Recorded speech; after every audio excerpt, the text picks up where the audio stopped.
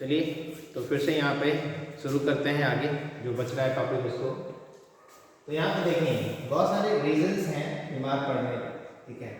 तो यहाँ पे कह सकते हो कि causes of diseases, causes of disease. तो काउजेस ऑफ डिजीज क्या होता है? कई कॉज हो सकते हैं डिजीज के। जैसे आप कह सकते हैं क्या, सबसे फर्स्ट है immediate cause of disease. Immediate cause का मतलब क्या है, यानी जो फर्स्ट लेवल काउज है, फर्स्ट काउज ऑफ डिजीज। तो फर्स्ट काउज ऑफ डिजीज क्या है? Actually this is the immediate cause of disease, जिसको हम कहते हो पैथोजन यानी माइक्रोब्स। बहुत सारे माइक्रोब्स है, कई ग्रुप में माइक्रोब्स है, जैसे बैक्टीरियल ग्रुप है, वायरस है, फंगी है ना। इस तरह के कई माइक्रोब्स यहाँ पे प्रेजेंट है इन्वायरमेंट में, जिस कारण से बीमारियाँ हो सकती है।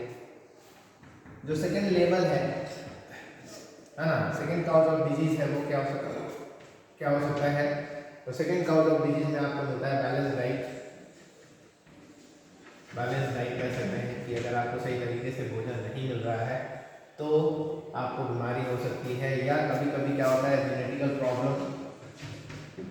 तो जेनेटिकल प्रॉब्लम के कारण भी बीमारियां हो सकती हैं। ज़्यादा अटैक करता है वायरस या बैक्टीरिया, ज़्यादा कारगर होता है। ये जो third level cause of disease है, यानी तीसरा जो केस है, वो क्या हो सकता है? तो ये हो सकता है जो है ना, पुबर्टी है, यानी जो गरीब लोग हैं वो ज़्यादातर बीमार पड़ते हैं। पुबर्टी भी एक तरह से काउज बनता है बीमार होने का। पुबर्टी है एंड पुअर पब्लिक सर्विस, यानी जो पब्लिक सर्विस दिया जाता है म्यूनसिपालिटी के थ्रू या गवर्नमेंट के किसी भी संस्था के थ्रू, इंस्टीट्यूशन के थ्रू, तो वो अगर सर्विस सही तरीके से ना दे तो भी आप बीमार पड़ सकते हैं। यानी क्योंकि वो वाटर सप्लाई है, ड्रेनेज सिस्टम है, इन सब चीज़ों को ध्यान में रखने का काम हम सभी का है। बट ज़्यादातर किसी इंस्टीट्यूशन में ये ज़्यादातर लोग उसमें एम्प्लॉई होते हैं जिनको उसको ध्यान रखना होता है। स्पेशल एक बनाया गया है, एक संस्था बनाई गई है उसको देखभाल करने के लिए। अगर वो नहीं करते हैं ठीक से देखभाल तो भी परेशानी होती है। यानी पुअर पब्लिक सर्विस है ना। पुअर पब्लिक सर्विस का मतलब जैसे वाटर सप्लाई है, वाटर सप्लाई और कहीं पे पाइप लीकेज है, वहाँ पे ठीक नहीं है, नाले का पानी, नालियों का पानी जो है वो सीवियर पाइप में आपको आता जाएगा, तो वैसे में परेशानी हो सकती है, बीमारियाँ हो सकती हैं, ठीक है। ऐसे हो सकते हैं। इसके बाद देख सकते हैं हम कि डिजीजेज जो है वो कई तरह के डिजीज हो सकते हैं, है ना। तो डिजीजेस की बात अगर करेंगे तो ड्यूरेशन के बेसिस पर अगर देखोगे तो बेस्ड ऑन ड्यूरेशन अगर हम डिजीज़ की बात करेंगे तो एक्यूट डिजीज़ आपको पता है। एक्यूट डिजीज़ का मतलब क्या हो गया कि डिजीजेज जो शॉर्ट टर्म में कंप्लीट हो जाए, यानी ज़्यादा दिनों तक ना रहे, जल्दी ही ठीक हो जाए, वैसी बीमारियों को हम कहते हैं एक्यूट डिजीज़। इसी में अगर देखा जाए तो बीमारियाँ हो सकती है क्रॉनिक डिजीज़। अगर क्रॉनिक डिजीज़ हो रही है मतलब जो काफ़ी लंबे समय तक बीमार रखता है, यानी काफ़ी लंबे समय तक ये रहता है, ये बीमारी जल्दी ठीक नहीं होती है। इस कारण से क्या होता है, हेल्थ इशूज़ ज़्यादा होते हैं, बॉडी लीन एंड थिन कमज़ोर हो जाता है, चलने फिरने में लाचार हो जाते हैं, काफ़ी लंबे समय तक बेड रेस्ट रखना पड़ता है।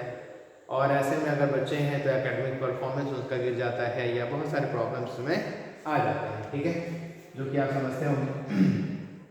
इसके बाद क्या अगर बात करेंगे इन्फेक्शन के बेसिस पे करें, स्प्रेडिंग के बेसिस पे करेंगे, तो स्प्रेडिंग के बेसिस पे अगर करें तो बीमारियां हो सकती है इन्फेक्शियस डिजीज, है ना, इन्फेक्शियस डिजीज और नॉन इन्फेक्शियस डिजीज, यानी कम्युनिकेबल और नॉन कम्युनिकेबल डिजीज।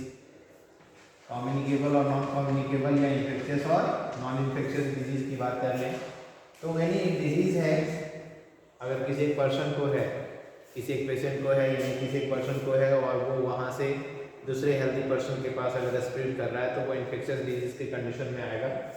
और जिस किसी बीमारी को होने से किसी दूसरे पे उसका असर ना हो तो वैसे हम कह सकते हैं कि वो नॉन इन्फेक्शियस है। जैसे मान लीजिए कि वायरल या बैक्टीरियल डिजीज किसी को होता है तो ज़्यादातर वो इन्फेक्शियस होते हैं, जैसे फंगल दाद है, खुजली है, इस तरह का बहुत सारे डिजीज़ होगा। तो नॉन इन्फेक्शियस की अगर हम बात करेंगे तो जैसे आर्थराइटिस है, हार्ट डिजीज़ है ना, ब्रेन डिजीज़ है जो कि खुद में बॉडी में है ना, डायबिटीज़ है, तो इस तरह की बीमारियाँ जो है वो स्प्रेड नहीं करती है। ये जनरली क्या है, तो नॉन इन्फेक्शियस डिजीज़ है, ओके।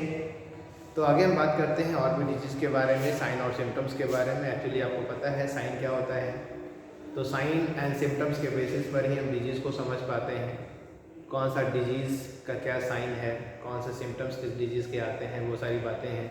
सिम्टम्स की बेसिकली बात करेंगे तो सिम्टम्स जनरली क्या होता है कि हम सिम्टम्स को हम फील करते हैं, समझते हैं। जैसे हेडक है, हम उसको समझ पा रहे हैं लेकिन कोई देख नहीं सकता उसको है।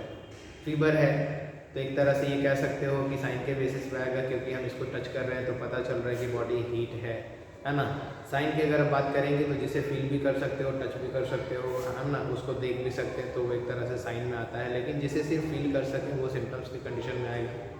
तो किसी भी डिजीज़ को हम देख सकते हैं, समझ सकते हैं on the basis of the sign और सिम्टम्स के बेसिस पर डिजीज़ को हम देख सकते हैं, ठीक है। इसके बाद बात आती है कि हम जो माइक्रो ऑर्गेनिज्म है जो इन्फेक्शियस एजेंट है ना, कुछ वेक्टर्स हैं। वेक्टर्स का मतलब है कि मॉस्किटो है ना, रैबिट रैट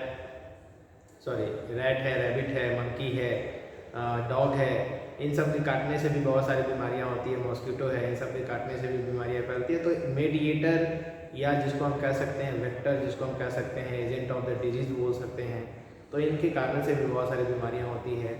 तो उनके बारे में पढ़ेंगे और इन्फेक्शियस एजेंट के बारे में पढ़ेंगे। जैसे सार्स वायरस है, सार्स का आपको फुल फॉर्म ध्यान में रखना होगा, सीवियर एक्यूट रिस्पिरेटरी सिंड्रोम, ठीक है।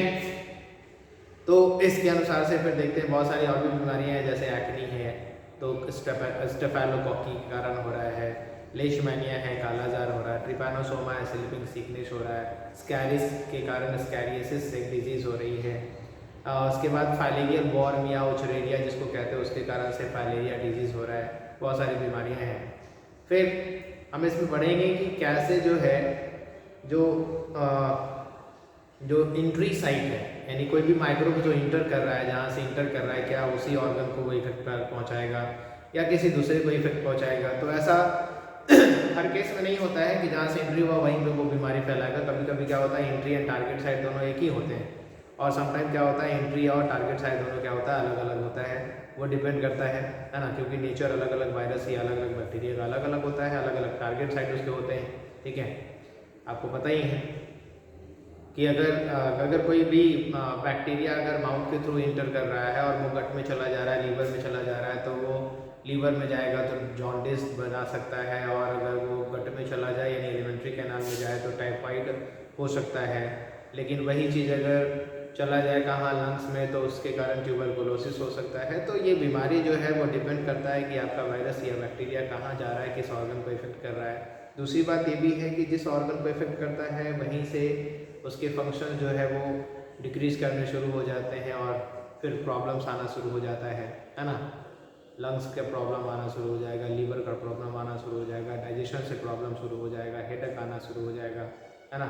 जैसे मॉस्किटो बाइट करता है स्किन में, लेकिन जो प्लाज्मोडियम है जिसके कारण से मलेरिया होता है वो चला जाता कहाँ है, तो लीवर और आरबीसी को वो इफेक्ट करता है। तो टारगेट साइट और एंट्री साइट डिफरेंट भी हो सकते हैं, सेम भी हो सकते हैं। ये डिपेंड करता है किस पे, तो विच ग्रुप ऑफ बैक्टीरिया और द जो पैथोजेंस है वो इंटर कर रहा है बॉडी के अंदर में।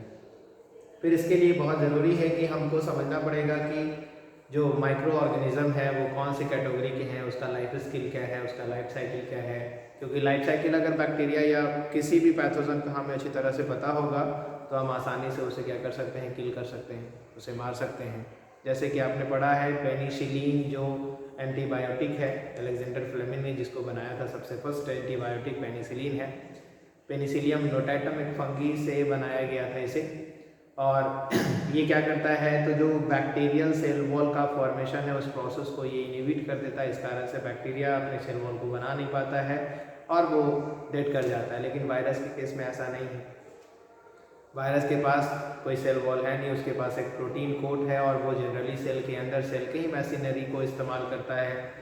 और इसका मतलब है जब हम किसी वायरस को मारना चाहते हैं और ऐसी कोई दवा मिले तो ज़्यादातर वैसी दवा बन नहीं पाती है जल्दी से कि जो हमारे सेल के अंदर जो वायरस है उसको किल्स कर सके, है ना। इस केस में क्या होता है, कभी कभी होता है क्या है, वायरस को मारने के लिए सेल को किल कर दिया जाता है और सेल को किल करते जाएंगे और उसके अनुसार से वायरस मरेगा, तो ऐसे में तो बॉडी कमज़ोर हो जाएगा।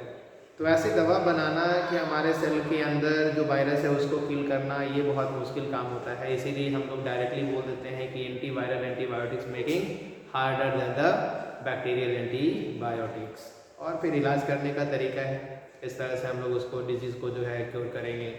है ना, प्रिवेंशन कैसे करेंगे, कंट्रोल कैसे करेंगे। तो स्पेसिफिक वे है, जनरल वे ऑफ प्रिवेंशन है, स्पेसिफिक वे ऑफ प्रिवेंशन है, किस तरह से ठीक करें। कभी कभी कोई बीमारी में क्या होता है ना कि हम रेस्ट कर लेते हैं, थोड़ा सा भी अनकंफर्टेबल फील करते हैं और रेस्ट करते हैं तो हम ठीक हो जाते हैं। लेकिन कभी कभी क्या होता है कि हमें मेडिसिन लेने की आवश्यकता पड़ती है और लंबे समय तक क्या करना पड़ता है, हमें रेस्ट भी करना पड़ता है। कभी कभी हमें वैक्सीन या एंटीबायोटिक्स लेना पड़ता है, ठीक है। तो आपने ये भी पढ़ा होगा कि जो एडवर्ड जेनर है उन्होंने वैक्सीन को जो है डिस्कवर किया एक तरह से वैका टर्म से, वैका लैटिन वर्ड में उसको काउ बोलते हैं, और उसी से उन्होंने डिस्कवर किया था एडवर्ड जेनर ने, ठीक है। एक मिल्क मेड के बच्चे को उन्होंने दिया था और उस तरह से वैक्सीन का डिस्कवरी हो गया। और एक्चुअली पहले के समय में क्या होता था ना, नॉर्मली जो चेचक है, जो अभी के समय में कुछ भी नहीं माना जा रहा है ज़्यादा सा, लेकिन फिर भी पहले ये एक तरह से एपिडेमिक हुआ करता था और बहुत सारे लोग इसे डरते थे। लेकिन कुछ ऐसे लोग थे जिनको पहले बीमारी हो चुकी होती थी, जिनको पहले चेचक हो चुका होता था। ऐसा कहा जाता है कि जिसको एक बार हो गया स्मॉल पॉक्स उसे दोबारा नहीं होता था, क्योंकि उसके बॉडी में उसके लिए एंटीबॉडी तैयार हो जाती है।